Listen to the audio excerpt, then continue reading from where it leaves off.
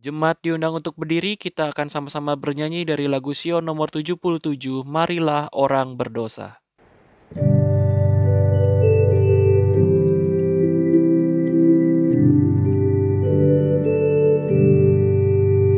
Marilah orang berdosa cari rahmat Tuhan. Jikalau engkau percaya, engkau diselamatkan. Percayalah pada Yesus, percaya sekarang. Tuhan Yesus mau selamatkan, selamatkan sekarang. Darah Yesus tertumpahlah agar kita selamat. Marilah kepada Yesus dan terimalah berkat. Percayalah pada Yesus, percaya sekarang. Tuhan Yesus mau selamatkan, selamatkan sekarang. Ya Yesuslah kebenaran dan jalan ke surga.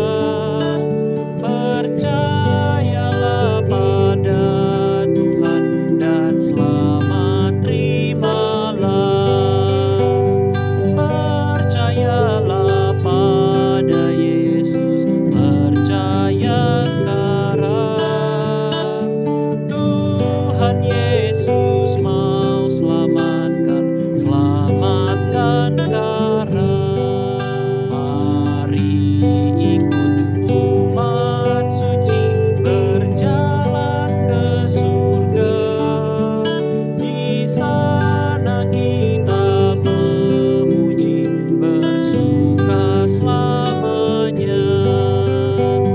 Percayalah pada Yesus, percaya sekarang. Tuhan Yesus mau selamatkan, selamatkan sekarang.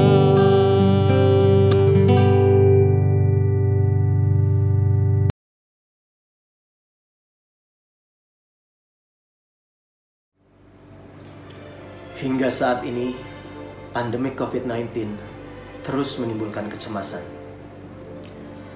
Jumlah kasus di seluruh dunia hampir mencapai angka 10 juta.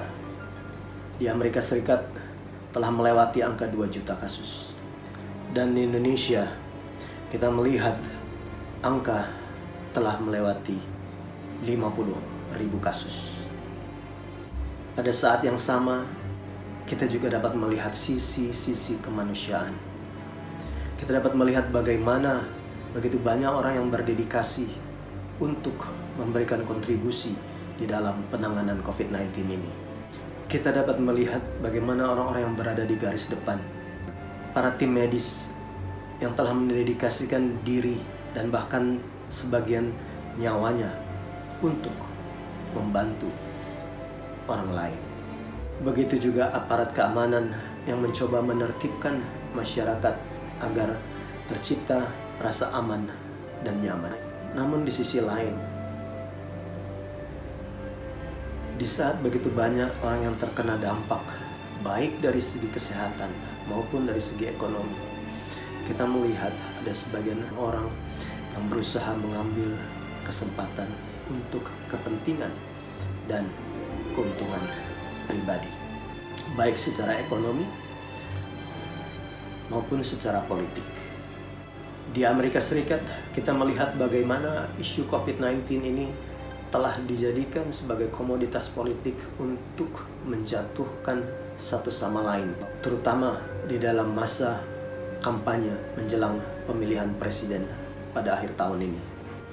Di sekitar kita, kita juga melihat mungkin ada masyarakat yang mencoba mengambil kesempatan. Salah satu contoh, pada minggu yang lalu, petenis nomor 1 dunia Novak Djokovic menggelar sebuah turnamen di Serbia dengan tujuan untuk menggalang dana bagi penanganan COVID-19 di negara-negara Balkan. Pemerintah Serbia telah mengklaim bahwa Serbia telah bebas dari COVID-19, sehingga turnamen itu diizinkan untuk dihadiri oleh penonton. Turnamen berlangsung meriah, namun setelah beberapa hari kemudian, beberapa pemain dinyatakan positif COVID-19, termasuk Novak Djokovic. Sangat disayangkan gantinya orang bersimpati kepada mereka yang terkena dampak daripada COVID-19 ini.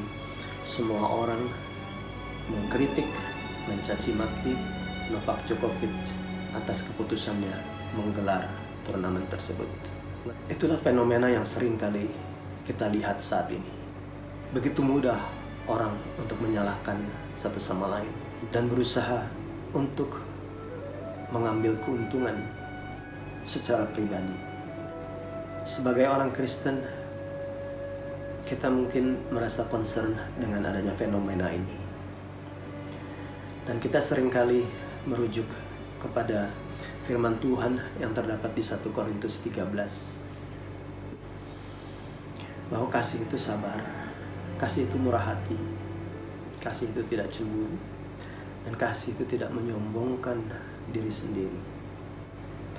Kasih tidak melakukan hal-hal yang tidak sopan, dan kasih tidak mengambil keuntungan untuk diri sendiri. Seringkali kita berpikir, seandainya para tokoh-tokoh politik, para orang-orang yang mencoba untuk meraup keuntungan di saat yang seperti ini dapat menghidupkan kasih ini, mungkin segala sesuatunya akan lebih baik. Ayat-ayat tersebut sebetulnya ditulis Paulus ditujukan kepada para anggota jemaat di Korintus, di mana terjadi isu-isu politik yang memecah belah kesatuan daripada jemaat. Hal ini menandakan bahwa ayat-ayat tersebut harus mulai diaplikasikan di dalam kehidupan kita sendiri.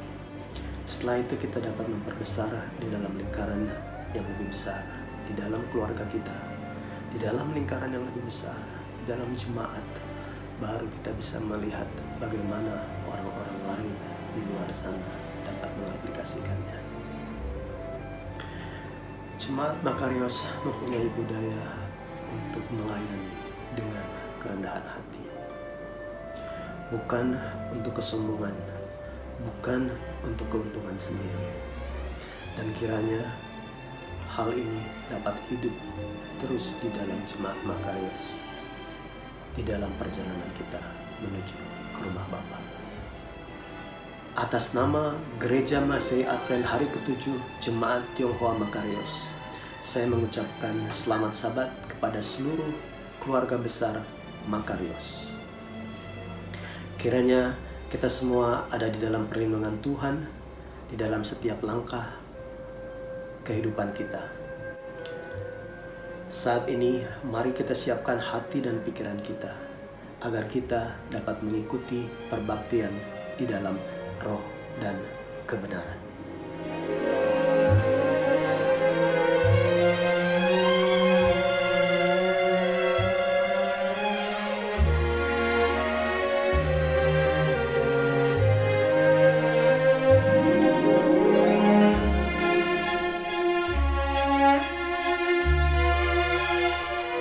Selamat Hari Sabat. Tuhan memberkati keluarga Makarios.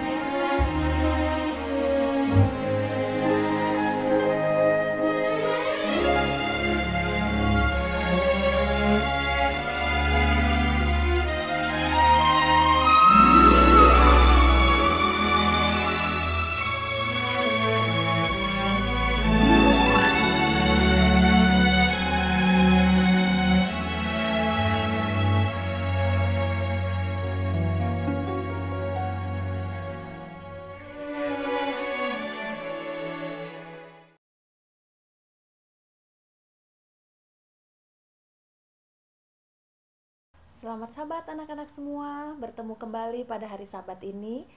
Kita akan sama-sama mendengarkan cerita singkat untuk anak-anak semua. Ayo semuanya datang ke sini dekat-dekat, kita akan mendengarkan cerita bersama. Nah anak-anak, pada hari Sabat ini cerita Mem mengenai domba yang hilang. Sebelumnya Mem mau tanya, coba anak-anak di sini, apakah pernah ada yang pernah hilang? Pernah? Mungkin pada waktu dibawa sama mamanya ke pasar atau ke mall. Pernah anak-anak waktu cari mamahnya kiri kanan, mamahnya nggak ada. Lalu pastinya anak-anak akan apa? Ketakutan. Bahkan anak-anak bisa saja menangis. Mama di mana? Seperti itu ya anak-anak. Nah, pada hari Sabat ini Mem mau menceritakan bagaimana seorang gembala yang memiliki 100 ekor domba.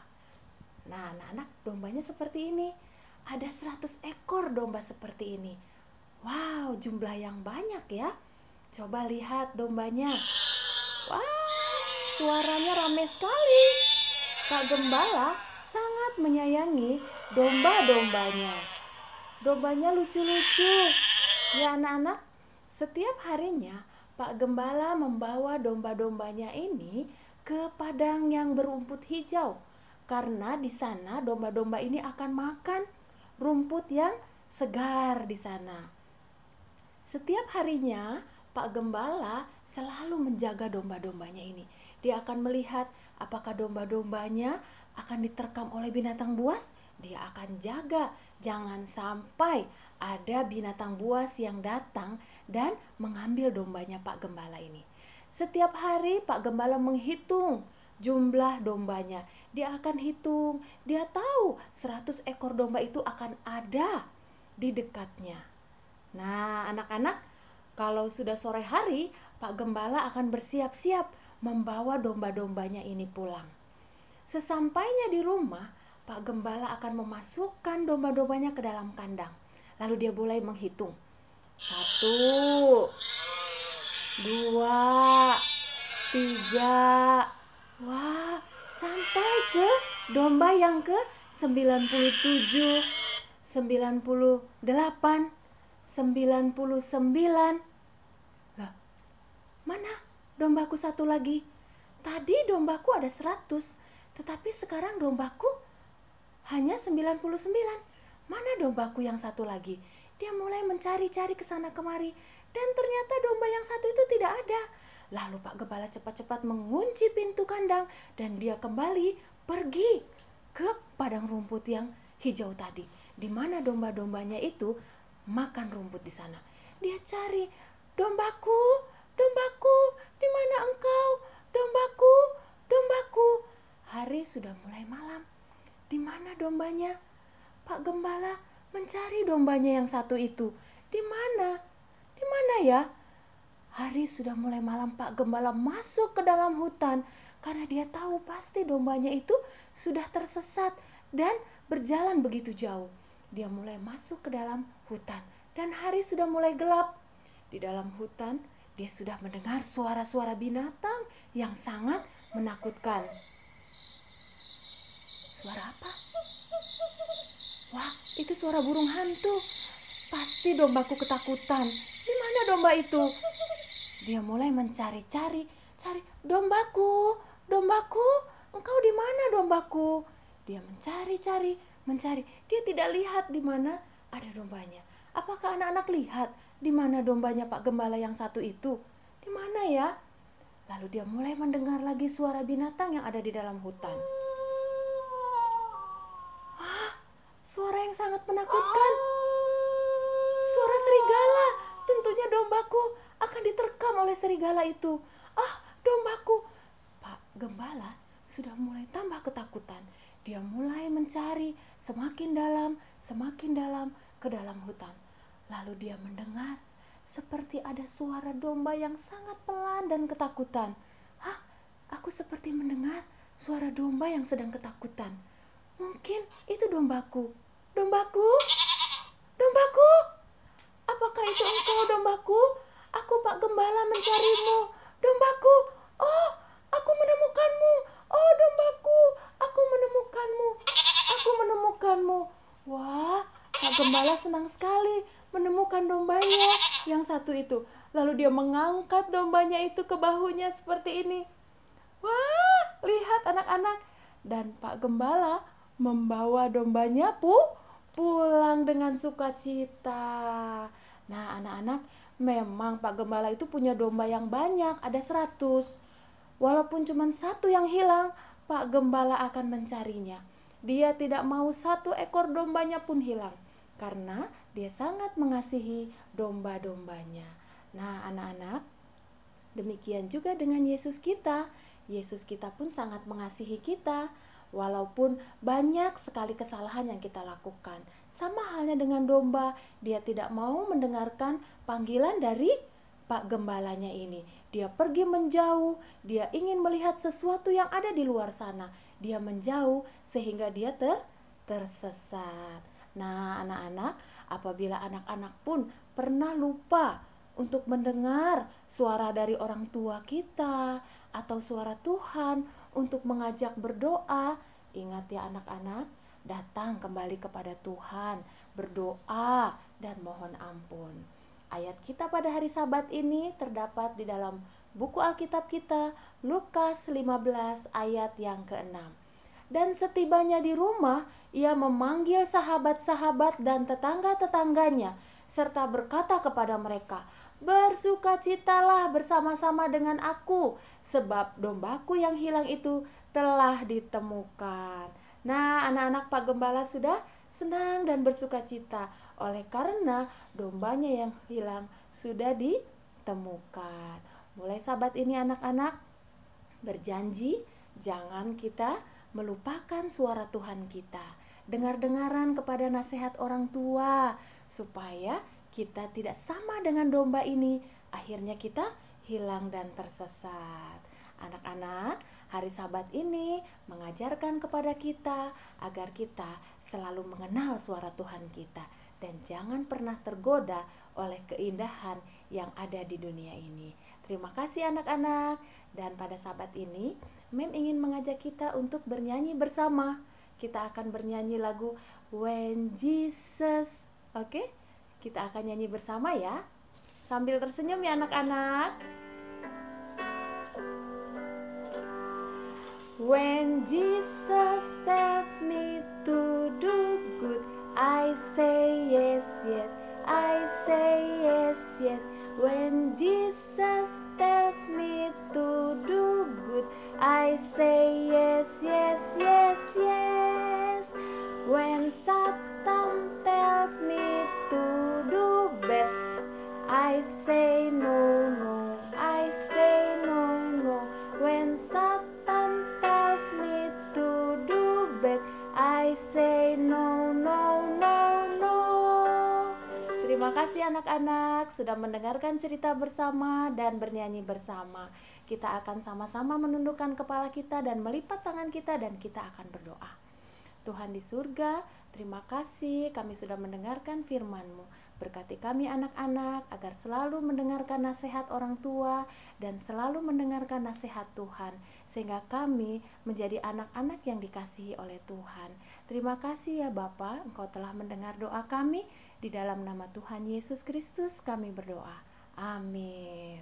Tuhan memberkati kita semua. Amin.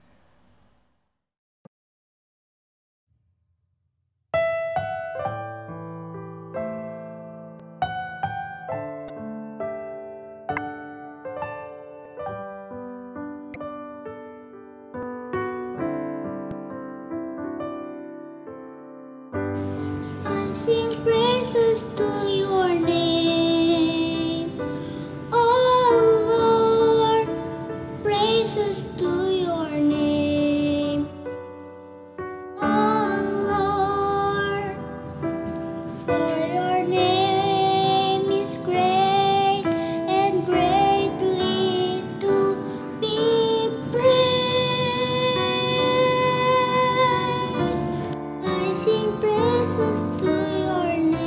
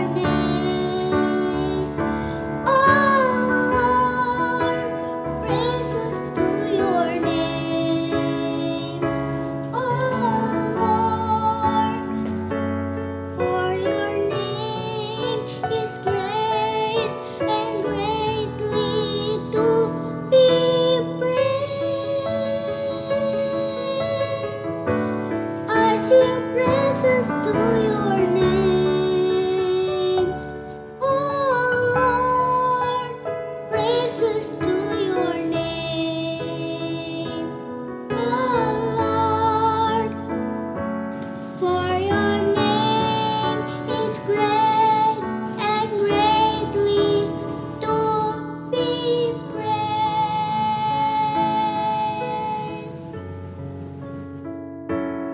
For your name is great and greatly to be praised.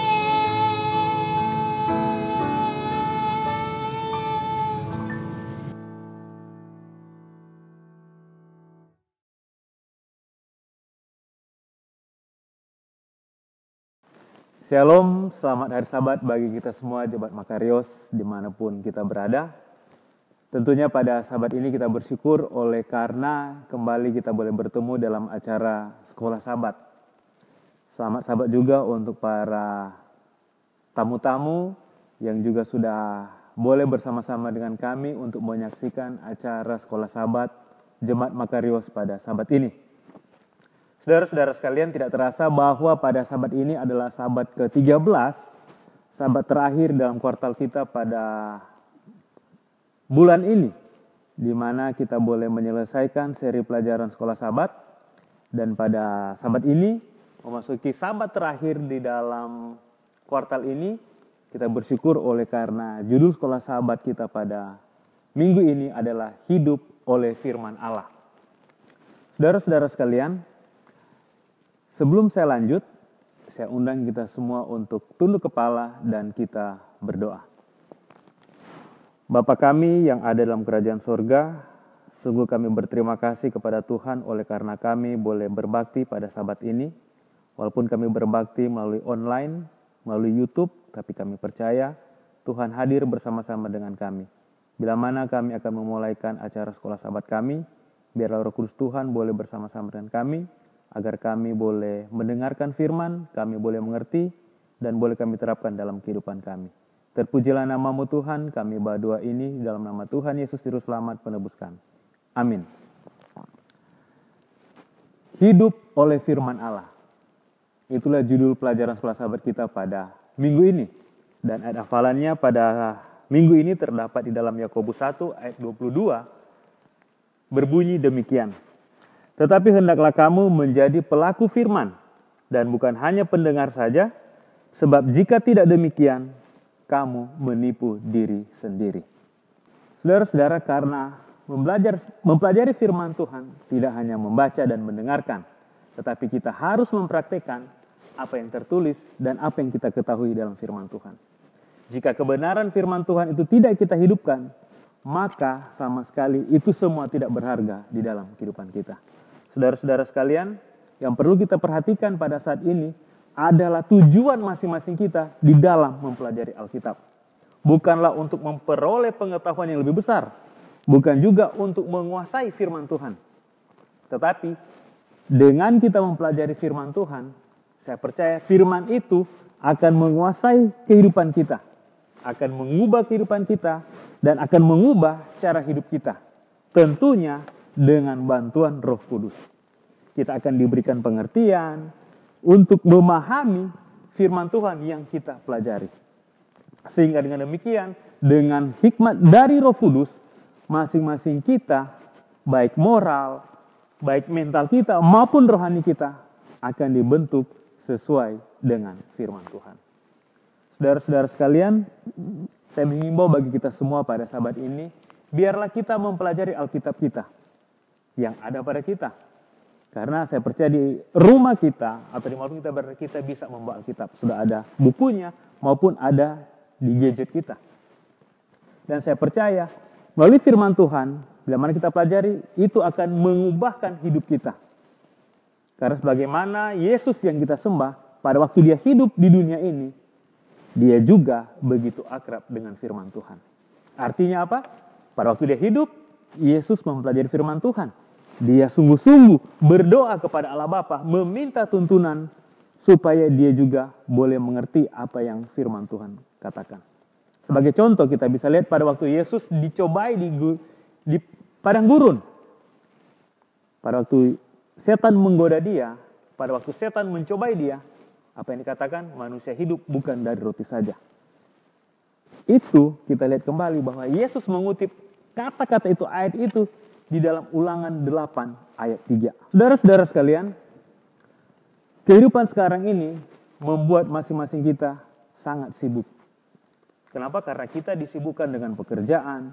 Apalagi masing-masing kita yang hidup di kota besar. Kita dibuat sangat sibuk. Baik dalam pekerjaan, baik dalam rumah tangga, apa saja membuat kita sibuk. Sehingga dengan kesibukan kita itu membuat waktu kita untuk mempelajari firman Tuhan berkurang. Tetapi saudara-saudara, apapun alasannya, di dalam kesibukan kita masing-masing, biarlah kita tetap mengambil waktu untuk mempelajari Alkitab. Tentunya dengan kita berdoa, kita meminta tuntunan Roh Kudus, dan tentunya kita bergantung kepada Tuhan. Agar demikian, bila mana kita mempelajari firman Tuhan, kita akan mendapatkan berkat dan sukacita yang besar. Dan pada sahabat ini, saudara-saudara, saya bersyukur oleh karena saya ditemani oleh beberapa narasumber. Ada Pak Pendeta Herlen Yang, ada juga Pak Asrin Arifin bersama dengan Saudara David Tani. Dan pada saat ini, saya akan memberikan pertanyaan kepada narasumber yang sudah bergabung bersama-sama dengan saya. Yang pertama, saya akan bertanya kepada Pak Pendeta Herlen. Dan ini pertanyaannya bisa kita lihat di screen pada saat ini. Saudara yang dikasihi oleh Tuhan, terima kasih kepada Pendeta Moritz yang sudah memberikan pertanyaan bagi saya yang terdapat di pelajaran hari Senin, bagian akhir. Di dalam pertanyaan itu dikatakan, apakah pengalaman Anda sendiri menggunakan Alkitab ketika dalam pergumulan melawan pencobaan? Saat pencobaan, apakah Anda mulai membaca Alkitab atau mengutipnya? Apakah yang terjadi sebagai hasilnya dan apakah yang Anda pelajari dari pengalaman itu? Nah, saya percaya bahwa banyak dari antara kita memiliki pengalaman-pengalaman luar biasa dalam menghadapi pencobaan, tetapi kita bersandar kepada firman Tuhan, kepada Alkitab. Pada waktu saya kuliah ambil kependetaan di Pematang Siantar, saya pergi ke sana dengan biaya sendiri. Ya, orang tua tidak mendukung keputusan saya untuk mengambil jurusan kependetaan, sehingga mereka tidak memberikan bantuan dana untuk saya. Saya hanya berdoa kepada Tuhan. Lalu saya berangkat ke sana dengan uang tabungan 200.000. Di sana saya bekerja, kemudian pada liburan kuliah saya jual buku, tetapi saya tidak bisa membayar semua uang kuliah saya, sehingga banyak juga hutang yang harus saya tutupi. Nah, lalu ketika kebijakan sekolah mengeluarkan satu kebijakan bahwa mereka yang belum membayar uang kuliah tidak diizinkan untuk mengikuti ujian semester. Tentu saya mulai khawatir. Saya mulai khawatir bahwa saya tidak bisa ikut ujian. Saat itu saya sudah tingkat 3. Jadi hutang saya menumpuk dari tingkat 1, tingkat 2, sampai tingkat 3. Cukup banyak. Saya nggak bisa bayar. Dan saya hanya bisa berdoa. Setelah selesai acara kebaktian Rabu malam, saya baca firman Tuhan dalam Mazmur 23. Tuhan adalah gembalaku, takkan kekurangan aku. Saya ulang-ulangi ayat ini. Tuhan adalah gembalaku, takkan kekurangan aku. Lalu saya melihat hutang-hutang saya di sekolah. Aduh, bagaimana saya bayar ini? Setelah acara kebaktian Rabu malam, saya pergi ke Garden of Prayer. Di sana saya berlutut dan saya berdoa. Saya ulangi ayat firman Tuhan ini. Mazmur 23 ayat 1. Saudara-saudara, hanya itu yang bisa saya lakukan. Dan saya doakan kepada Tuhan, Tuhan tolong bantu saya untuk membayar uang sekolah ini. 3 hari kemudian saya mendapatkan jawabannya. Saya diperkenalkan oleh satu keluarga dan mereka bersedia untuk membiayai uang sekolah, uang perkuliahan saya. Jadi uang kuliah saya lunas, tapi saya tetap bekerja di kampus sebagaimana biasanya. Saudara-saudara, bila mana kita berserah kepada Tuhan, bila mana kita berjalan bersama-sama dengan Tuhan, dan apa yang kita lakukan sesuai dengan kehendak Tuhan, apapun kebutuhan kita, Tuhan akan penuhi. Kemudian saya punya pengalaman lagi pada waktu saya tamat dan ditempatkan melayani di Bangka, di Pangkal Pinang. Saya tinggal di rumah pastori, kemudian di situ menggunakan air pump, tetapi air pump itu tidak bisa mengisi bak air itu karena mungkin daerah tempat saya tinggal itu cukup tinggi, sehingga dibutuhkan mesin air yang disambungkan ke keran pump tersebut untuk disedot lalu masuk ke dalam bak. Nah, sebagai pendeta muda yang baru bekerja dengan gaji yang cukup kecil, ya, dan saya belilah mesin air, ya. Saya beli mesin air ketika pertemuan di Palembang, pulang dari Palembang ke Bangka, saya beli mesin air, saya pasang. Wah, saya senang karena bak penampungan air terisi penuh. Nah, pada waktu saya pergi melawat, ya, setelah 1 minggu saya pergi melawat, saya pulang, saya lihat pintu sudah terbongkar, kemudian saya lihat barang yang hilang adalah mesin air. Wah, saya bilang, saya baru pasang 1 minggu, terus barang itu hilang, dicuri orang. Wah, saya mau beli pakai apa? Gaji saya sudah terpotong setengahnya untuk membeli mesin air tersebut. Akhirnya saya harus bergumul dengan perasaan saya, dengan perasaan sakit akan kehilangan. Lalu saya mulai menampung air sedikit demi sedikit supaya bisa mandi. Lalu saya berdoa kepada Tuhan, bagaimana saya mengatasi kegalauan hati saya akibat kehilangan barang yang baru saya beli 1 minggu yang lalu. Kemudian saya baca di dalam 1 Korintus pasal 10 ayat 13 dikatakan, pencobaan-pencobaan yang kamu alami ialah pencobaan-pencobaan biasa yang tidak melebihi kekuatan manusia. Wah, berarti ini bisa saya atasi, tidak melebihi kekuatan saya. Semua orang pernah mengalami kehilangan. Ayat itu teruskan, sebab Allah setia dan karena itu Ia tidak akan membiarkan kamu dicobai melampaui kekuatanmu. Nah, seringkali air dari pam ini berhenti, ya, mandek, sehingga saya harus pergi ke tetangga sebelah. Karena ini cukup di pagar cukup tinggi, karena mereka punya sumur, saya pergi ke sana, timba air, angkut ke rumah. Ya, kalau sekali jalan putar begitu kurang lebih 100 meter, ya bolak-balik udah 200 meter, angkat air, ya cukup berat juga. Kemudian saya berdoa sama Tuhan, Tuhan tolong saya perlu mesin air, ya. Nah, akhirnya pam diputus karena air tidak jalan lagi. Kemudian puji Tuhan, ada yang mengetahui kesulitan saya, kemudian dia berikan dana untuk beli mesin air. Dan bukan hanya beli mesin air, dia pasangkan di samping gereja, langsung ke sumur tetangga. Ya. Jadi dari sana sedot, langsung masuk ke bak. Dan itu dipasang besi pengaman, sehingga orang tidak bisa mencurinya. Saudara-saudara yang dikasihi oleh Tuhan. Firman Tuhan yang kita baca, pada saat kita mengalami pergumulan, akan memberikan penghiburan kepada kita, akan memberikan kekuatan kepada kita, asalkan kita sabar, asalkan kita percaya penuh kepada kasih Tuhan, kepada kemurahan Tuhan, pertolongan Tuhan itu tepat pada waktunya. Jadi, jangan sia-siakan Alkitabmu. Gunakan Alkitabmu dengan sebaik mungkin. Baca, renungkan dan resapi, dan imani bahwa Tuhan sedang berbicara kepadamu, kepada kita semua melalui Alkitab, buku yang kudus ini. Semoga kita semakin termotivasi untuk mempelajari akan firman Tuhan, serta dikuatkan dalam setiap pergumulan-pergumulan yang kita hadapi. Tuhan memberkati. Amin. Yang kedua, saya akan bertanya kepada Pak Asrin Arifin. Pertanyaannya juga ada di screen. Selamat sahabat, saudara sekalian. Pada kesempatan ini izinkan saya untuk menjawab pertanyaan dari sekolah sahabat. Pertama, pikirkan tentang peran yang bisa diberikan oleh hari Sabat dalam hal menyediakan bagi kita saat teduh bersama Tuhan. Saudara, memang benar kita dapat memiliki saat teduh setiap saat bersama Tuhan. Namun, peran hari Sabat berbeda dari hari-hari biasanya. Kalau di hari biasa, kita cenderung akan dipengaruhi oleh suasana hari kerja, pikiran kita terhadap pekerjaan atau hal-hal lain yang akan kita kerjakan di hari itu.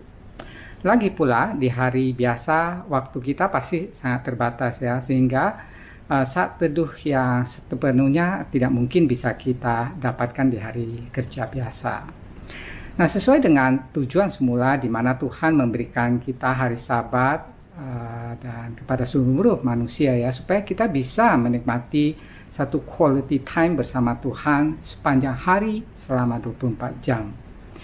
Di saat itu kita menikmati saat di mana Tuhan akan mencurahkan berkat melalui rekreasi dan juga pemulihan dari kepenatan setelah 6 hari lamanya kita bekerja.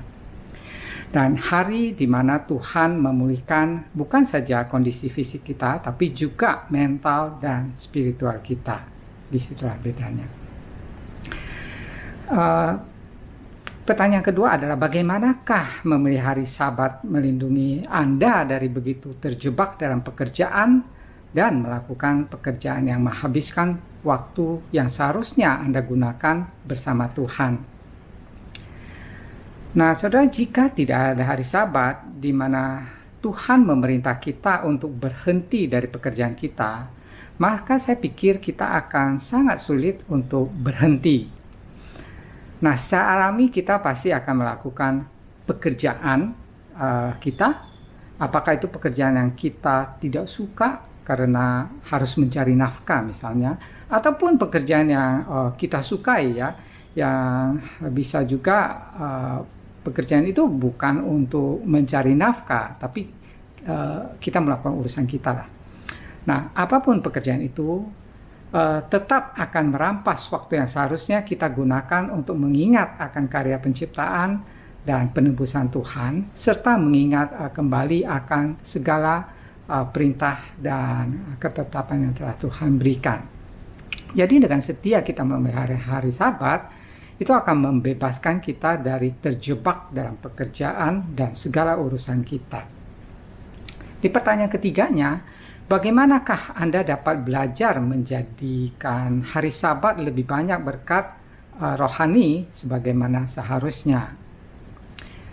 Ya saudara, awalnya mungkin kita memandang hari Sabat itu adalah hari yang tidak boleh ini, tidak boleh itu. Tapi dengan bertumbuhnya kerohanian kita menyadari ada hal lain yang lebih memberikan berkat rohani kepada kita, yaitu bagaimana kita mengisi hari Sabat dengan perkara-perkara yang baik. Misalnya saja menikmati firman Tuhan, menolong orang lain untuk lebih mengenal Tuhan, dan mungkin juga mendekatkan diri dan mengagumi alam ciptaan Tuhan. Dengan belajar melakukan hal yang baik, kita akan mendapatkan berkat rohani yang lebih limpah dibandingkan hanya kita pasif saja, tidak melakukan apa-apa. Demikianlah sharing saya pada kesempatan ini. Kiranya Tuhan memberkati. Dan yang terakhir kepada saudara David Tani. Selamat Sabat saudara-saudara sekalian yang kasih dalam Tuhan. Pada Sabat ini saya akan menjawab satu pertanyaan yang harus saya jawab, yang terdapat pada pelajaran kita pada hari Rabu tanggal 24 Juni. Seberapa seringkah Anda secara sengaja mencari waktu untuk sendirian bersama Tuhan? Jadi mungkin saya sudah bicara dengan Pendeta Moritz bahwa ini adalah salah satu pertanyaan yang paling sulit untuk dijawab, karena terus terang pada tahun ini mungkin ini adalah pertama kali waktu untuk saya menyediakan waktu untuk Tuhan. Jadi lahir di keluarga Advent, mungkin saya selalu berdoa sebelum makan, sebelum tidur, setelah bangun tidur. Mungkin sudah seperti kebiasaan. Akan tapi mungkin pada malam ini saya mempelajari firman Tuhan dan juga merasakan bahwa kasih Tuhan ternyata begitu besar kepada keluarga kami. Terus terang saya juga mengingat bahwa Tuhan selalu mau menjaga dan melindungi keluarga kami, dan juga Dia selalu mengingatkan saya secara pribadi untuk selalu diingatkan bahwa Dia adalah juru selamat kita. Mungkin dari orang tua saya selalu mengingatkan untuk berdoa, mengajarkan anak-anak untuk berdoa, dan juga untuk mungkin istri saya juga selalu mengingatkan malam-malam sebelum anak saya Eden tidur, dan juga Kaden selalu diajak berdoa, dan juga terus terang mungkin Tuhan juga menggunakan anak saya, Aiden, karena terus terang dia juga suka kalau saya pulang agak cepat. Dia melihat saya dan juga dia ingin saya menceritakan tentang Alkitab. Jadi kebetulan istri saya membeli Alkitab untuk anak-anak dan dia sangat tertarik karena gambarnya mungkin sangat menarik bagi dia. Jadi mungkin ini adalah cara-cara Tuhan juga untuk mengingatkan saya kembali bahwa Tuhan adalah yang memberikan keselamatan kepada kita semua. Dan juga mungkin dalam pelajaran sekolah Sabat ini kita juga diingatkan dalam Mazmur 62 ayat 2, hanya dekat Allah saja aku tenang, daripadanya lah keselamatanku. Mazmur 62 ayat 5, hanya pada Allah saja kiranya aku tenang, sebab daripadanya lah harapanku. Jadi mungkin ini adalah jawaban pertanyaan yang diminta oleh Pendeta Moritz. Terima kasih. Baik, terima kasih buat para narasumber yang sudah bersama-sama dengan saya pada Sabat ini.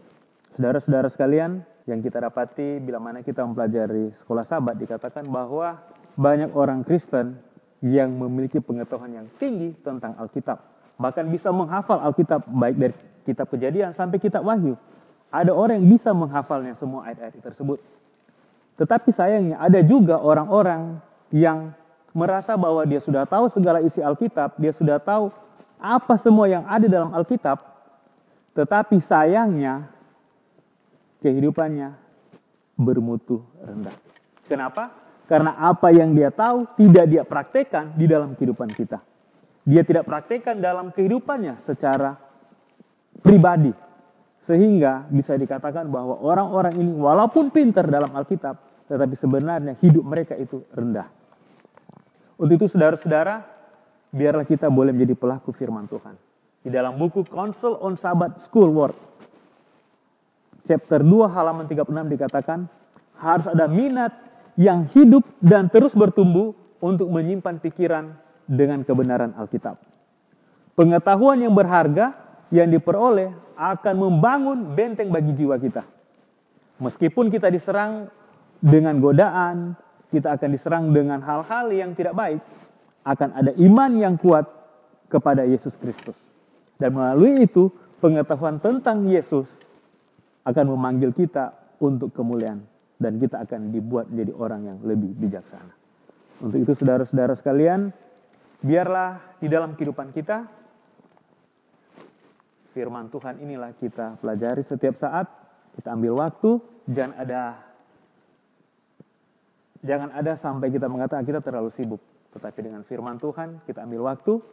Saya percaya sebagaimana Mazmur 119 ayat 105 katakan, firman-Mu itu pelita bagi kakiku dan terang bagi jalanku. Semoga kita semua boleh diberkati dengan pelajaran sekolah Sabat pada saat ini. Kiranya Tuhan memberkati kita semua. Amin. Terima kasih untuk kesempatan yang diberikan pada kami. Melalui lagu ini, kami mengajak untuk kita semua mengembalikan segala pujian hanya kepada Tuhan saja. Karena dialah sumber berkat yang kita terima. Dan pada akhirnya, oleh karena dia, kita mempunyai kesempatan untuk bisa selamat. Oleh karena Yesus yang telah datang mati di kayu salib untuk menebus kita dari dosa. Dan darahnya menguatkan kita. Dan dia mengangkat kita.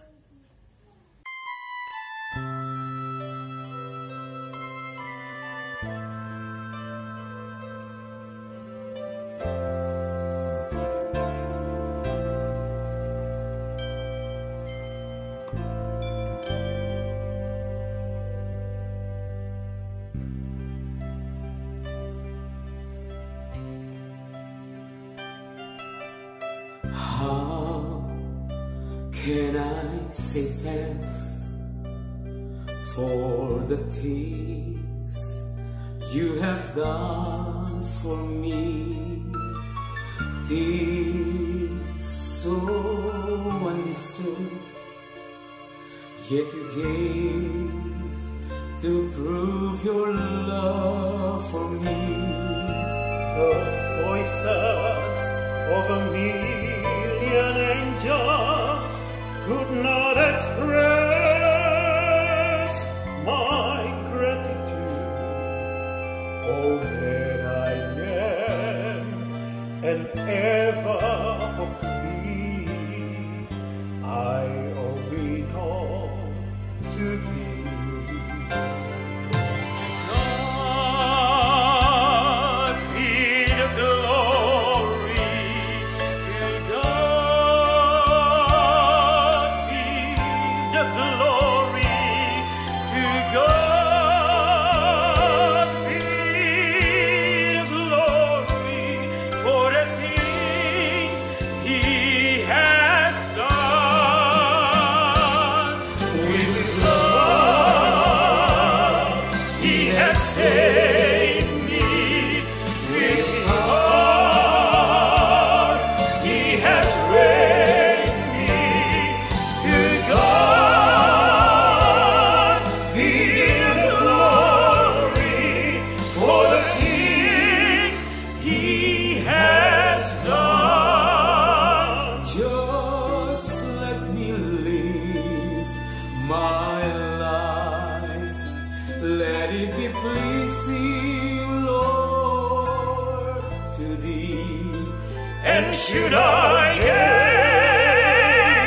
any praise, let it go to Calvary.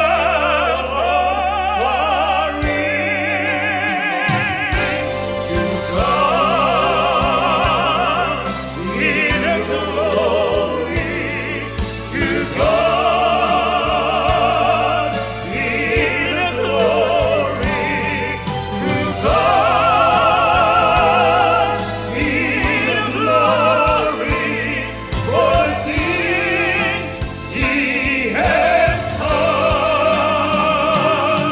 He's done. God be the glory, to God be the glory, to God be the glory for the things He has done.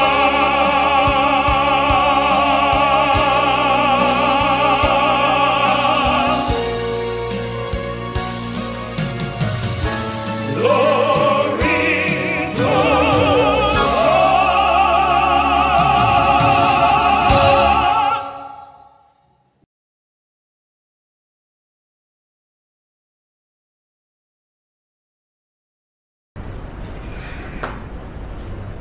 Selamat sahabat, salam sejahtera bagi kita semua. Saudara, sejak terjadinya wabah COVID-19 ini, suplemen vitamin C makin banyak diserbu pembeli. Nah, pada hari ini saya akan membawakan satu tips mengenai vitamin C ini. Nah, apakah sebetulnya manfaat vitamin C ini? Mari kita coba lihat apa kata beberapa penelitian tentang vitamin C. Pertama, vitamin C atau dikenal sebagai L-ascorbic acid adalah vitamin yang larut dalam air.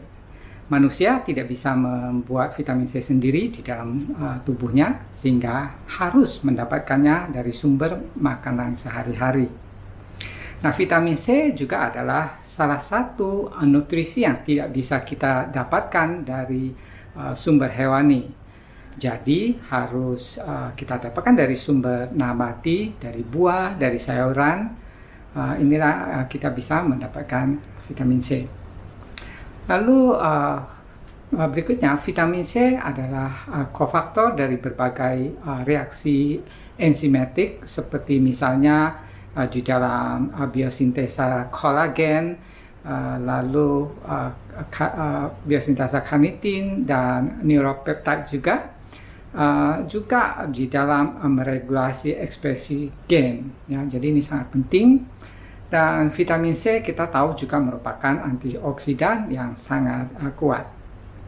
Berikutnya, vitamin C berperan di dalam mendukung sistem pertahanan tubuh, yaitu mendukung sel darah putih di dalam melawan kuman penyakit. Nah, saudara, berikutnya vitamin C dapat meningkatkan penyerapan dari zat besi non-heme yang berasal dari sayuran melalui pencernaan kita. Nah, kekurangan zat besi itu sering terjadi terutama pada wanita di Indonesia dan di seluruh dunia sebetulnya. Berikutnya vitamin C dapat mencegah berbagai macam penyakit. Saudara, kalau saya bilang mencegah, artinya jika terjadi kekurangan vitamin C, maka penyakit-penyakit yang sebentar akan saya sebutkan itu akan lebih meningkat. Dengan demikian, vitamin C ini tidak atau bukan untuk menyembuhkan penyakit. Nah, penyakit-penyakit apa saja yang bisa disebabkan karena kekurangan vitamin C ini? Pertama, vitamin C itu bisa mencegah penyakit kardiovaskular, penyakit jantung, dan stroke. Vitamin C juga bisa mencegah berbagai jenis penyakit kanker, bisa mencegah diabetes tipe 2, mencegah Alzheimer atau pikun, lalu juga bisa mencegah katarak, gout, asma, dan yang sering kita dengar adalah untuk mencegah flu, terutama pada orang yang sedang stres fisik, seperti misalnya setelah habis olahraga.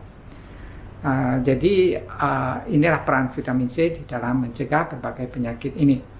Lalu kalau misalnya sudah terkena masalah jantung misalnya, ya, apakah vitamin C bisa mengobati? Dalam penelitian tidak bisa, ya. Cuman kalau kita kurang itu yang bisa jadi masalah. Nah, saudara, saya akan sampaikan beberapa tanda-tanda kekurangan vitamin C. Yang pertama adalah badan akan merasa letih, lalu mungkin gusi menjadi merah atau bisa juga berdarah, ya. Lalu mungkin tubuh menjadi mudah memar dan berdarah, persendian juga sering sakit. Kita ingat tadi kolagen, ya. Lalu kulit juga menjadi lebih kasar, ini juga berkaitan dengan kolagennya. Lalu kalau kekurangan vitamin C ini berlanjut, ya, lebih kronis, maka akan terlihat kerusakan pada kuku dan rambut. Kuku misalnya seperti bentuk sendok, ya, nggak normal. Atau kalau ada luka, itu akan lebih lambat sembuhnya. Lalu kekurangan vitamin C ini juga mengakibatkan gejala sistem imunitas yang menurun sehingga cenderung akan lebih gampang terkena sakit. Lalu ini juga bisa mengakibatkan tulang menjadi rapuh, lebih mudah patah. Ciri berikutnya adalah akan terjadi peradangan, terjadi anemia karena kekurangan zat besi, dan mungkin berat badan akan bertambah tanpa sebab. Ini semua bisa karena gejala dari kekurangan vitamin C. Nah, saudara, kebutuhan vitamin C kita hanya sekitar 90 mg bagi pria, ya, dan bagi wanita ada sekitar 75 mg. Nah, jumlah ini sebenarnya tidak banyak, ya. Satu gelas pepaya yang beratnya 150 gram itu sudah memberikan 90 mg vitamin C. Jadi ini pas untuk kebutuhan vitamin C seorang pria. Kalau wanita tentu lebih sedikit kebutuhannya. Nah, karena vitamin C ini tidak banyak disimpan oleh tubuh, maka kita harus mendapatkan kecukupan vitamin C setiap hari melalui makanan yang kita makan.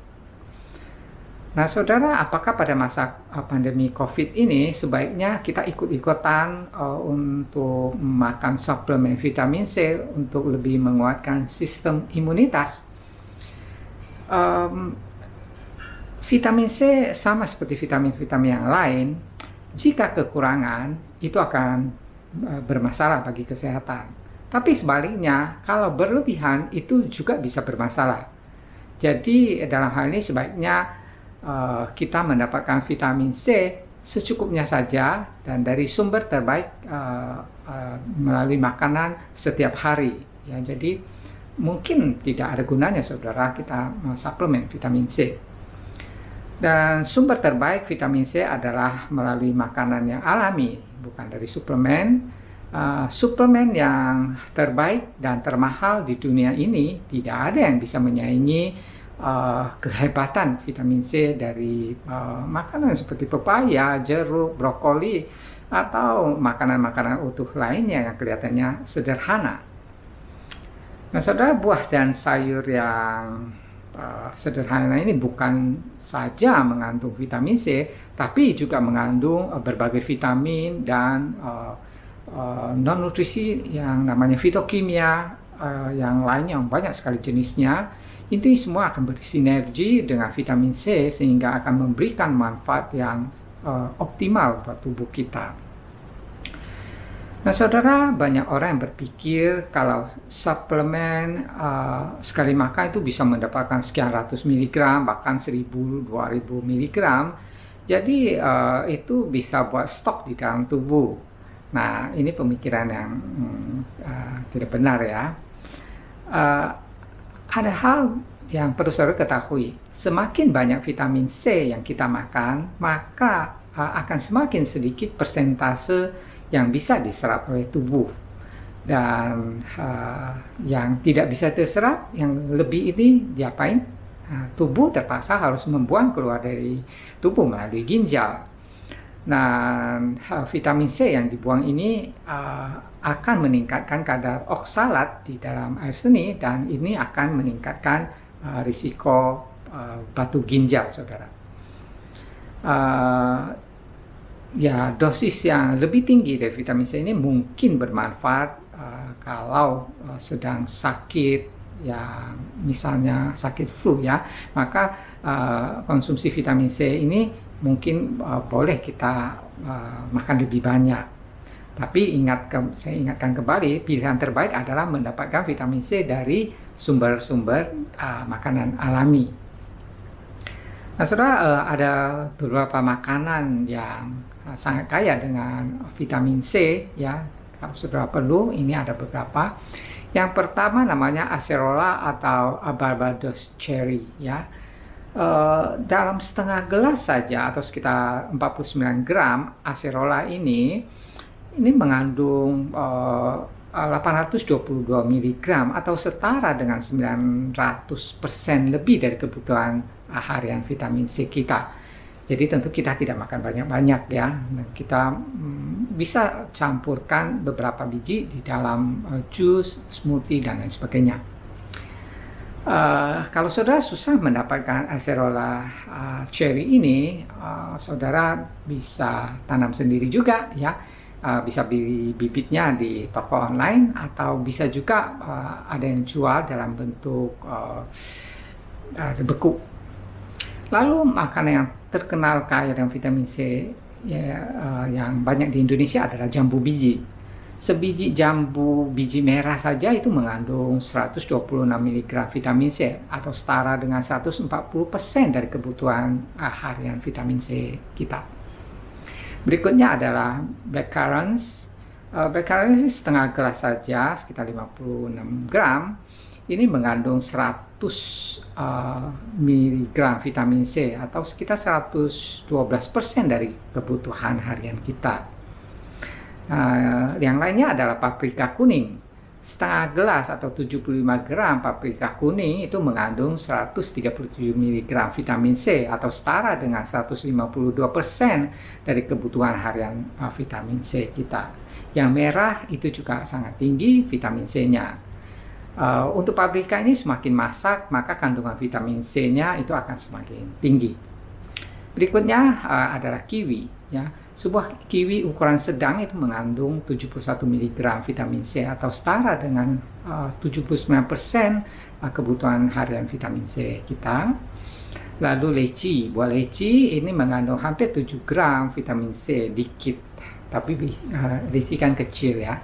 Jadi dengan makan selusin leci itu sudah hampir memenuhi kebutuhan harian vitamin C kita.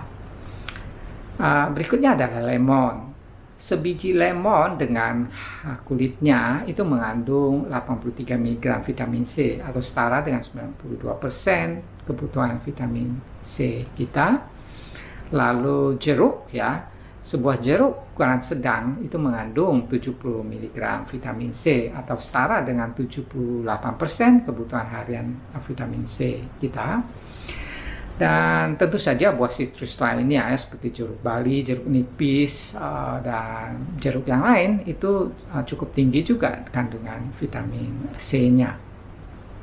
Lalu berikutnya saudara, strawberry. Segelas strawberry sekitar 150 gram itu mengandung 89 mg vitamin C atau sekitar 99% dari kebutuhan harian vitamin C kita.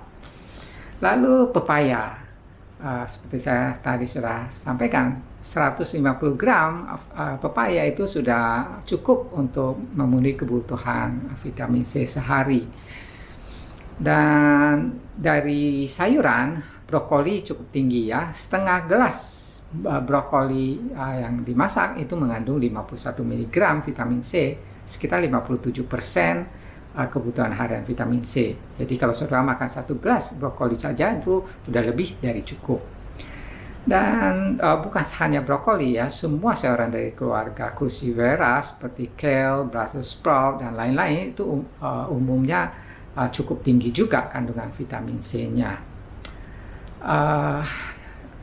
Berikutnya saudara, kita semua mungkin sudah tahu bahwa vitamin C ini sangat mudah rusak kalau terkena panas, dimasak ya. Jadi dalam hal ini tentu makan mentah atau panas secukupnya itu akan lebih baik dibandingkan kalau dimasak. Nah, saudara, terakhir saya akan memberikan beberapa tips bagaimana meningkatkan konsumsi makanan yang kaya vitamin C dan juga bukan hanya vitamin C tapi nutrisi pendukung yang lain untuk menjaga sistem imunitas kita supaya berfungsi dengan baik di masa pandemi ini. Nah, saudara bisa jus jeruk dan buah sitrus yang lainnya. Kalau bosan dengan jeruk aja ya, jeruk peras biasanya. Nah, kita bisa gabungkan berbagai jenis jeruk seperti jeruk bali, lemon, sunkist, jeruk medan, apa saja itu dicampur dengan variasi baunya mungkin lebih menarik. Nah, saat jus jeruk sebaiknya bagian yang putih ya, kulit di dalamnya kan ada yang putih itu sebaiknya digunakan sebanyak mungkin, ikut di jus juga karena di bagian itu vitamin C-nya itu sangat banyak dan juga fitokimia yang lainnya. Lalu tips kedua adalah jus apel hijau, wortel dan jeruk. Ini kita gabung, itu sangat menguatkan imun sistem juga. Yang berikutnya adalah jus beet dicampur dengan wortel dan apel, dan kalau saudara suka jahe, saudara boleh masukkan sedikit jahe. Berikutnya adalah jus strawberry atau jenis berries yang lainnya, dan saudara bisa campur dengan kiwi, atau kalau lagi musim mangga saudara juga boleh campur dengan mangga. Itu akan sangat enak dan sangat menguatkan sistem imunitas. Berikutnya adalah semangka ya. Semangka, kalau bosan semangka saja saudara bisa campurkan sedikit dengan daun mint, atau bisa juga dicampur dengan melon ya, semangka ini dan daun mint juga. Ini akan kaya dengan vitamin C juga. Nah, saudara, jus-jus yang tadi saya sebutkan ini saudara boleh taburkan juga dengan biji labu atau pumpkin ya, biji pumpkin ya, yang kita blender. Nah, biji pumpkin ini sangat kaya dengan berbagai mineral dan terutama zinc atau seng ya. Ini adalah antioksidan yang sangat penting, sangat baik untuk mendukung kekebalan tubuh, dan kita seringkali kekurangan zinc ini. Nah, demikian saudara tips pada kesempatan ini, kita bermanfaat dan Tuhan memberkati kita semua.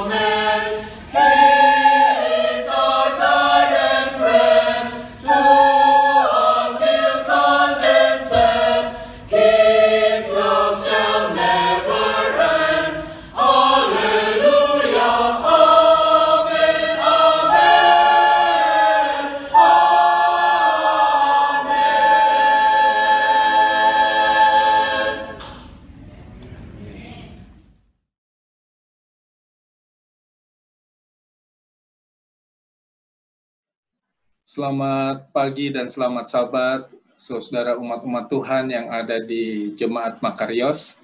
Kita semua sangat bersyukur dan terima kasih kepada Tuhan, walaupun kita masih berbakti di rumah kita masing-masing. Bagi kebanyakan kita, mungkin ini adalah Sabat yang ke-14 atau Sabat yang ke-15 kita berbakti di rumah. Tetapi saya percaya bahwa berkat dan pemeliharaan sorga boleh menjadi bagian saudara semua, bahkan keluarga kita masing-masing dipenuhi oleh sukacita, sementara kita boleh berbakti di rumah kita masing-masing.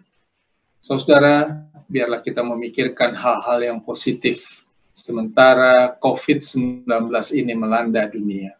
Hal-hal yang boleh membawa kita mempunyai penyerahan yang lebih sungguh kepada Tuhan. Bahkan rasa syukur, rasa terima kasih yang begitu mendalam karena berkat dan pemeliharaan sorga boleh menjadi bagian kita semua. Saat ini saya mengundang kita semua untuk membuka Alkitab kita, dan kita boleh membuka dari buku 2 Korintus pasal yang pertama, 2 Korintus pasal yang pertama, ayat yang ke-12 sampai ayat yang ke-14. Di sana dikatakan demikian.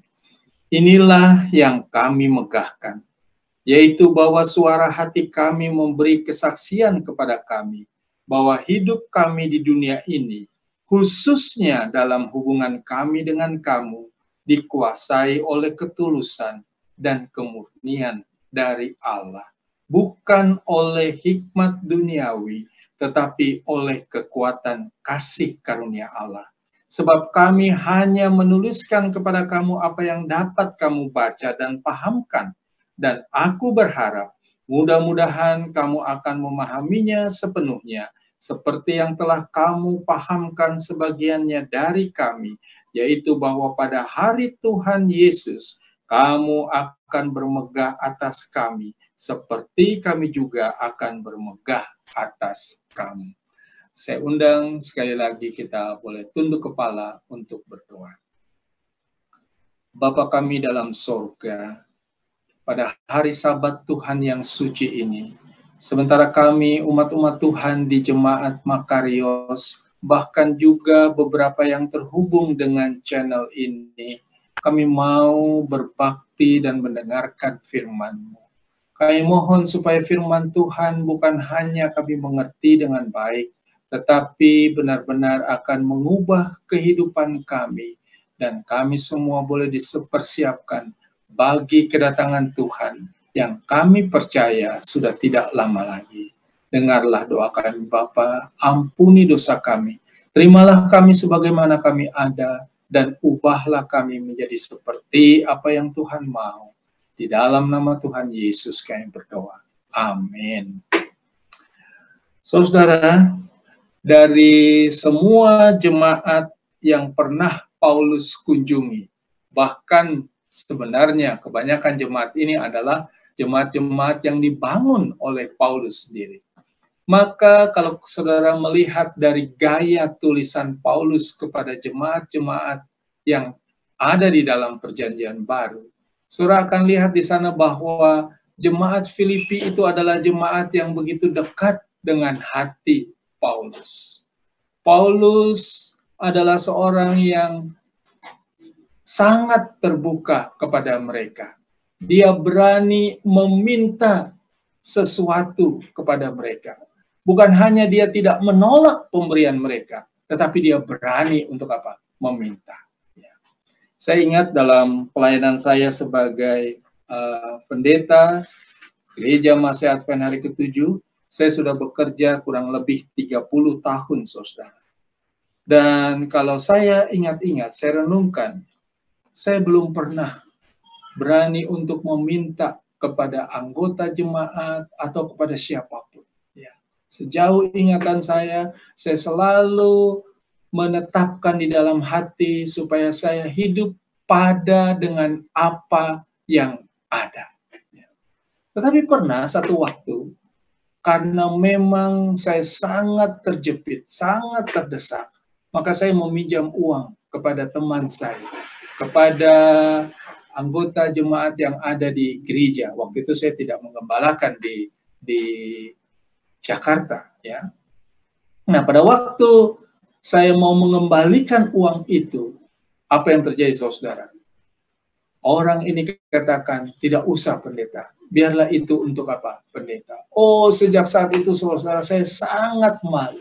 Itu sebabnya sampai hari ini, saya tidak berani untuk meminta, untuk meminjam kepada seseorang.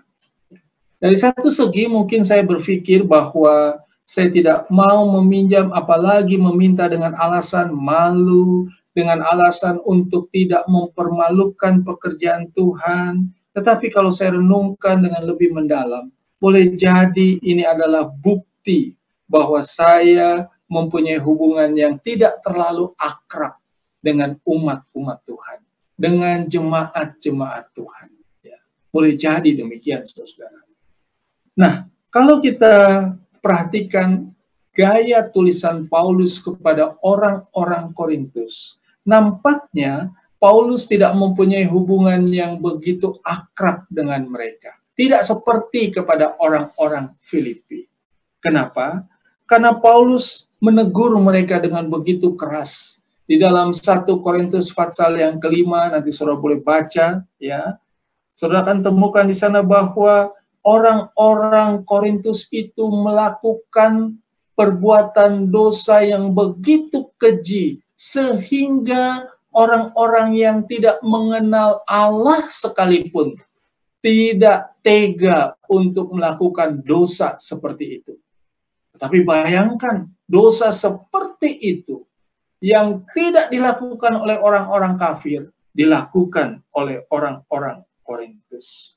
Kemudian juga Paulus ingatkan di dalam 1 Korintus pasal yang ke-15. Sengaja saya tidak kasih ayat-ayatnya, saudara. Saudara boleh cari nanti sendiri, ya, saudara selidiki nanti itu sendiri. Saudara dapati di sana bahwa Paulus menegur mereka dengan perkataan bahwa kalau kita bertuhan hanya sekedar untuk mendapatkan berkat duniawi, berkat materi, berkat lahiriah, maka kita adalah orang yang paling sial dari semua orang yang ada. Dan rupanya banyak juga orang-orang Korintus, mereka bertuhan supaya mereka diberkati hanya secara materi. Kemungkinan besar mereka tidak berpikir soal berkat rohani. Kemudian, di dalam 2 Korintus 11 ayat yang ke-8, Paulus juga berani untuk mengatakan begini, jemaat lain aku rampok untuk dapat melayani kamu. Dengan kata lain, Paulus ingatkan kepada orang-orang Korintus bahwa mereka adalah orang-orang yang kurang murah hati. Mereka adalah orang-orang yang tidak mau memberi. Tetapi demi kehidupannya dan juga pelayanan kepada orang-orang Korintus, Paulus katakan, jemaat lain aku rampok. Kemudian mereka membalas kata-kata keras dengan Paulus dengan mengatakan begini, oh, dia itu keras kalau berjauhan. Nanti saudara boleh baca dalam 2 Korintus pasal yang ke-10. Kalau sudah berhadapan muka, dia tidak berani. Dia itu lemah dan kata-katanya tidak berarti. Dalam bahasa sekarang mungkin dikatakan dia itu orangnya lembek, ya. Hanya dari jauh saja dia berani untuk berbicara apa? Keras. Kemudian Paulus katakan, jangan paksa aku tunjukkan keberanianku dari dekat. Ya. Tetapi saudara, kendati pun hubungan antara Paulus dengan orang-orang Korintus nampaknya kurang baik. Saudara boleh perhatikan, dari semua tulisan Paulus, maka tulisan Paulus kepada jemaat Korintus adalah tulisan dengan fatsal-fatsal yang terbanyak dibandingkan dengan tulisan-tulisannya kepada jemaat-jemaat lain. Bahkan kalau kita menjumlahkan jumlah fatsal 1 Korintus dengan 2 Korintus, maka jumlahnya itu adalah 29 fatsal. Sementara buku Matius dan Kisah Para Rasul adalah buku yang paling banyak fatsalnya dalam Perjanjian Baru, jumlahnya hanya 28 fatsal. Apa artinya, saudara? Sekali lagi, kendati pun hubungan mereka nampaknya kurang baik, tetapi justru Paulus memberikan perhatian yang lebih kepada mereka. Paulus ingin menunjukkan kasihnya kepada mereka. Saudara ingat pada waktu Tuhan Yesus hidup di bumi ini, ada 3 murid yang mendapatkan perhatian yang istimewa dari Tuhan Yesus. Ketiga murid itu adalah Petrus, Yohanes, dan Yakobus. Mereka ini adalah murid-murid yang sombong. Mereka ini adalah murid-murid yang takabur. Mereka ini adalah murid-murid yang pemarah. Tetapi justru kepada ketiga muridnya inilah Tuhan Yesus memberikan perhatian yang lebih. Kenapa? Karena memang demikian. Justru kepada orang-orang yang nampaknya jauh dari kebenaran, kepada orang-orang yang nampaknya hidup tidak sesuai dengan kehendak Tuhan, seharusnya kita memberikan perhatian yang lebih. Saya yakin di antara anak-anak kita, kalaupun ada salah seorang anak-anak kita yang menunjukkan gejala yang kurang baik di dalam tingkahnya, pasti kita juga akan memberikan perhatian yang lebih kepada mereka. Nah, dasar dari hubungan Paulus dengan orang-orang Korintus, seperti ayat yang tadi saya sudah bacakan, di dalam 2 Korintus 1 ayat yang ke-12, Paulus katakan begini, bahwa hidup kami di dunia ini, khususnya dalam hubungan kami dengan kamu, dikuasai oleh ketulusan dan kemurnian dari Allah. Dikuasai oleh kesederhanaan, dikuasai oleh kejujuran, dikuasai oleh sifat tidak mementingkan diri, dan kemurnian ilahi. Saudara, rupanya inilah yang menjadi penyebab Paulus tetap membina hubungan yang baik dengan orang-orang Korintus. Kenapa? Karena hatinya tulus dan murni. Bahkan kemurnian yang berasal dari Allah. Dia sungguh-sungguh dengan hati yang tulus mencintai orang-orang Korintus. Dia selalu bersedih kalau mereka berdosa. Dia bergembira untuk kebahagiaan yang mereka alami. Saudara, saya pernah melawat satu pasien, masuk ke ruangan satu pasien. Pada waktu itu saya adalah chaplain atau pendeta di Rumah Sakit Advent Bandar Lampung. Ketika saya masuk dan berniat untuk melawat pasien itu adalah anggota gereja kita. Oh, saya kaget sekaligus senang. Kenapa? Karena saya bertemu dengan seorang bapak dari pasien ini yang sudah lama meninggalkan gereja untuk belasan tahun lamanya. Padahal dia ini adalah pernah menjadi pegawai mission. Dan yang lebih menyedihkan lagi, saya dengar dia memang sudah mengklaim dirinya bukan orang Advent atau tidak mau lagi bergabung bersama dengan anggota gereja Masih Advent hari ke-7. Pada waktu saya tanya, kenapa Pak? Apakah ada doktrin gereja yang tidak sesuai dengan hati Bapak? Apakah ada ajaran gereja yang mengganjal hati Bapak? Kemudian dia katakan begini, pendeta, saya percaya apa yang diajarkan gereja kita benar. Saya masih menguduskan hari Sabat. Saya masih menitipkan uang perpuluhan saya kepada anak saya. Tetapi saya tidak tahan bergereja di gereja Advent. Karena banyak di antara saudara-saudara saya itu mempunyai penyakit SLOS. Saya tanya, apa itu SLOS, Pak? SLOS itu senang lihat orang susah. Kemudian susah lihat orang senang. Senang lihat orang susah itu adalah kedengkian, saudara. Susah lihat orang senang itu adalah iri hati. Dan itu katanya banyak ada di dalam gereja kita. Saya tidak menjawab pernyataan itu, saudara. Tetapi saya terdiam dan saya berpikir dalam hati, Tuhan, ampunilah umat-umat Tuhan yang punya penyakit itu. Saudaraku, Paulus juga mempunyai kebiasaan SLOS. Tetapi dia senang lihat orang senang. Dan dia susah lihat orang susah. Kenapa? Karena dia mempunyai hati yang tulus di dalam mengasihi, hati yang murni di dalam mengasihi, hati yang dikuasai oleh ketulusan dan kemurnian dari Allah, bukan dikuasai oleh perasaan dan pikirannya sebagai manusia yang berdosa. Saudara, kemudian Paulus tegaskan lagi di kalimat yang berikutnya,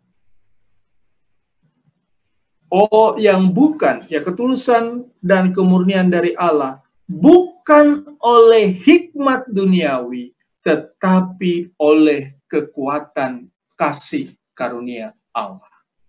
Kalau saudara membaca tulisan-tulisan Paulus, maka Paulus sangat menonjol di dalam mengedepankan dua hal. Yang pertama adalah kedatangan Tuhan Yesus yang kedua kali.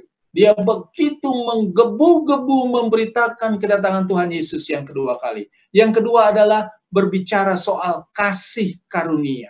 Dia sangat-sangat aktif di dalam menyampaikan pekabaran kasih karunia.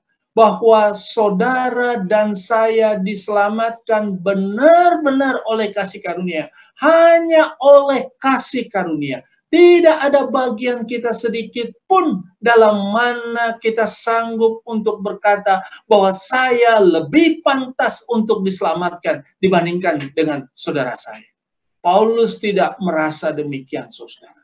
Tetapi kasih karunia yang dia miliki, kasih karunia yang dia terima dari Allah, bukan hanya menyanggupkan dia meninggalkan dosa-dosanya, tetapi juga menyanggupkan dia untuk menerima pengampunan yang sempurna dan kemudian meninggalkan dosa-dosa yang selama ini menjadi bagian hidupnya. Nah, saudara, Paulus benar-benar menghidupkan kasih karunia. Dia mengerti kasih karunia dengan baik.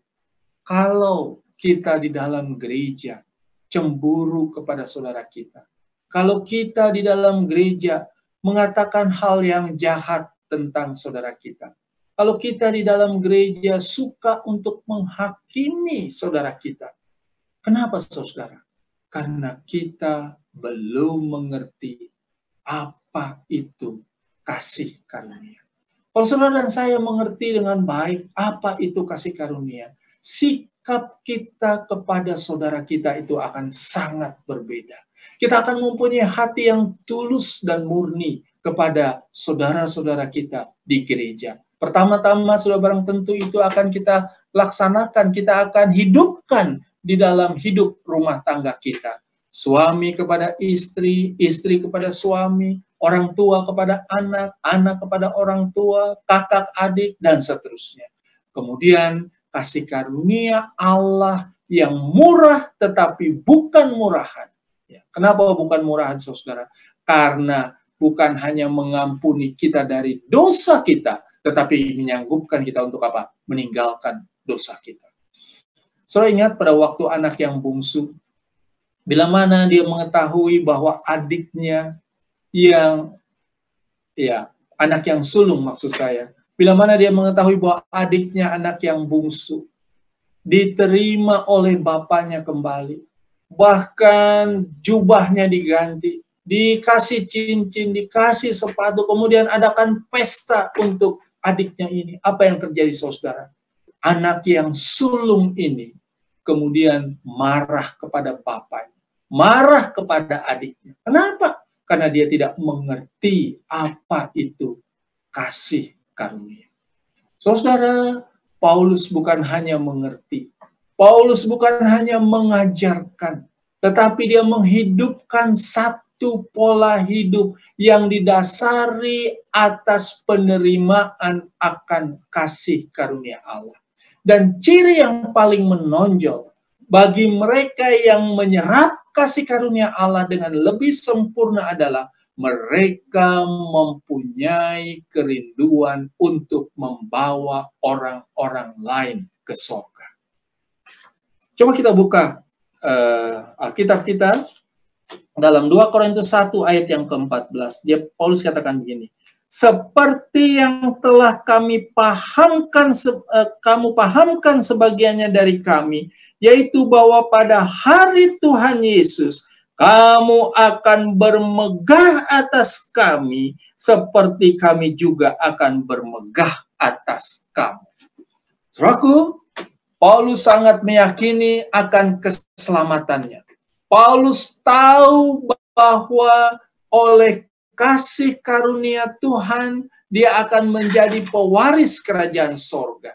Paulus merindukan untuk dapat bertemu dengan Tuhan Yesus di dalam kerajaan sorga. Tetapi baginya, bertemu dengan Allah Bapa, bertemu dengan Tuhan Yesus, bertemu dengan Allah Roh Kudus, bertemu dengan malaikat-malaikat yang ada di sorga, baginya itu belum cukup, kecuali dia bertemu dengan umat-umat Tuhan yang ada di jemaat Korintus.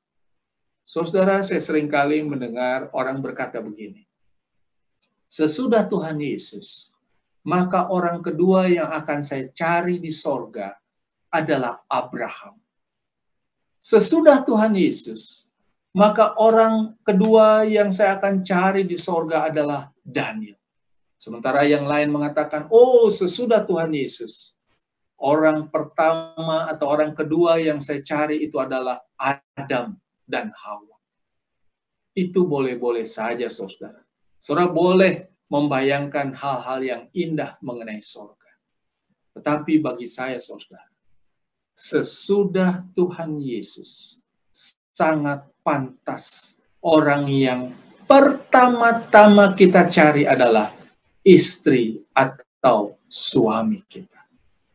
Orang yang pertama kita cari adalah anak-anak kita. Saudaraku, adalah bohong, adalah mustahil kalau kita mengasihi orang lain sementara kita tidak mengasihi orang-orang yang ada dalam rumah tangga kita. Paulus memiliki satu kerinduan yang sungguh untuk bermegah, untuk bersukacita, untuk mengalami hal yang menyenangkan di dalam kerajaan sorga. Kenapa? Karena dia rindu untuk bertemu dengan orang-orang Korintus. Saya ingin umat-umat Tuhan di jemaat Makarios, bila mana kita sangat merindukan sorga, kita sudah menyerap kasih karunia Tuhan. Kemudian kita harus mempunyai kerinduan untuk membawa seisi rumah tangga kita ke sorga. Kita harus ke sorga. Kita harus ke sorga. Tuhan sudah melakukan segala sesuatu demi keselamatan saudara dan saya. Dan sesudah kita sangat bersyukur kepada Tuhan bersama dengan seisi rumah tangga kita menjadi pewaris kerajaan sorga, saya ingin umat-umat Tuhan di jemaat Makarios, biarlah kalian saling mendoakan, kalian saling memperhatikan, saling membantu. Ya. Karena saya yakin sesudah rumah tangga, maka kumpulan yang paling akrab yang harus ada di bumi ini adalah gereja Tuhan. Kenapa saudara bergabung menjadi anggota gereja Masih Advent hari ke-7 di jemaat Makarios? Karena memang saudara dan saya boleh terikat di dalam kasih sayang Tuhan bersama dengan semua anggota jemaat yang ada. Saudaraku, saya percaya di sorga tidak akan ada lagi air mata. Di sorga tidak akan ada lagi tangisan. Tetapi saya penuh keyakinan bahwa air mata bahagia, tears of joy, akan tetap menjadi bagian saudara dan saya. Bahkan boleh jadi akan memenuhi tanah di sorga. Kenapa? Pada waktu kita melihat keluarga kita ada di sana. Pada waktu kita melihat suami, istri, anak-anak kita secara lengkap ada di sana. Cucu-cucu kita ada di sana. Pada waktu kita melihat anggota jemaat ada di sana. Bahkan pada waktu seorang menyalami saudara, Bapak atau ibu, atau kakak, atau adik, atau apapun yang mereka akan panggil kepada saudara. Pada waktu mereka katakan, karena Bapak atau Ibu saya ada di sorga, kita akan meneteskan air mata bahagia. Bersama-sama dengan Paulus, dia akan meneteskan air mata bahagia melihat begitu banyak umat Tuhan yang di Korintus dia temukan ada di dalam kerajaan surga. Saudara, kita harus ke surga. Tuhan sudah buat semuanya untuk saudara dan saya. Jangan tukar sorga dengan apapun. Ingat, setan sanggup untuk memberikan apapun. Yang penting saudara dan saya binasa. Tetapi Tuhan sudah lakukan apapun. Yang penting saudara dan saya selamat. Kita harus ke sorga. Tuhan memberkati kita semua. Kita tunduk kepala untuk berdoa. Bapa kami dalam sorga, ketika kami memanggil Engkau sebagai Bapa kami yang di sorga, biarlah hati kami dipenuhi oleh sukacita, dipenuhi oleh rasa syukur kepada Tuhan karena keselamatan yang Engkau berikan kepada kami. Hamba-Mu mau berdoa khusus untuk umat-umat Tuhan di Jemaat Makarios. Tuhan, berkati mereka, selamatkan mereka. Biarlah mereka semua bersama dengan keluarga mereka masing-masing secara utuh benar-benar dipersiapkan bagi kedatangan Tuhan yang kami sangat percaya sudah tidak lama lagi. Terima kasih Bapa, Engkau baik dan mengasihi kami. Terima kasih Engkau dengar dan jawab doa kami. Berkat dan pemeliharaan Tuhan boleh terus menjadi bagian umat-umat Tuhan di Jemaat Makarios ini. Bahkan damai sejahtera yang berasal dari sorga, yang melampaui segala akal, akan memelihara mereka. Hindarkan mereka dari segala macam kejahatan, dari sakit penyakit, khususnya COVID-19. Biarlah mereka semua aman dalam perlindungan dan kasih sayang Tuhan. Terima kasih Engkau dengar dan jawab doa kami. Ampuni dosa kami. Di dalam nama Tuhan Yesus kami berdoa. Amin.